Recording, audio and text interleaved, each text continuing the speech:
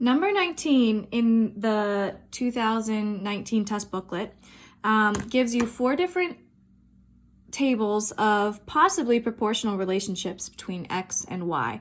And what we learned in class is that in order for a set of data to be proportional, the ratio of Y to X, what we call the constant, has to be the same for each set of data.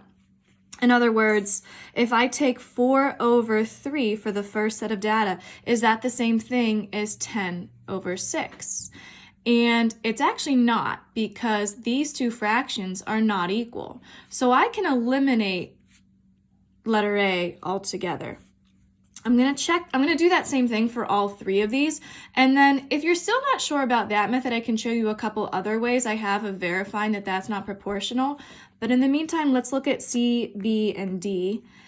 The ratio of Y to X for the first set is 2 to 4. That's the same thing as 1/2.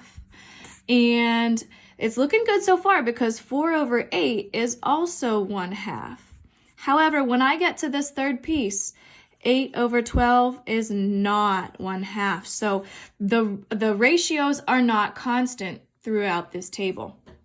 If I look at B, you'll find right away that these two sets of data, the first 2 pairs, they're definitely not proportional because 6 over 12 is not the same thing as 12 over 14. It's not even close. So hopefully D is my answer.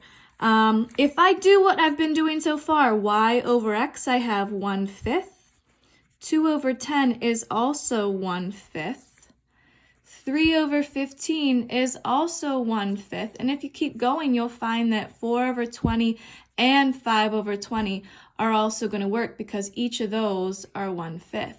But what if you weren't sure to do it this way? What you want to do is sometimes look for patterns and see if the relationships are consistent between each table.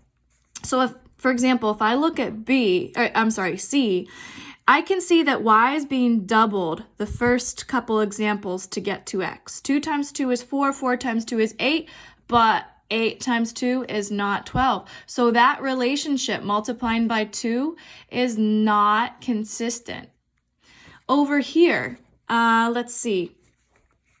3 times 2 is 6, but 4 times 2 is not 10. That's another reason I know that these two fractions are not equal. Down here, 6 is half of 12.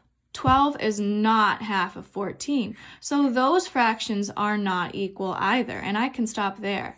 I don't even have to check the rest of these because I know that these are not equal. Another more obvious one would be these 2 examples. 12 divided by 2 is 6. 20 divided by 2 is not 30. So that table doesn't really quite make sense. This one works the whole time. If I find a rule, 5 divided by 5 is 1, or I could work the other way. 1 times 5 is 5, 2 times 5 is 10, 3 times 5 is 15, and ultimately I'm looking for that pattern and making sure it works for all of the data points in the table.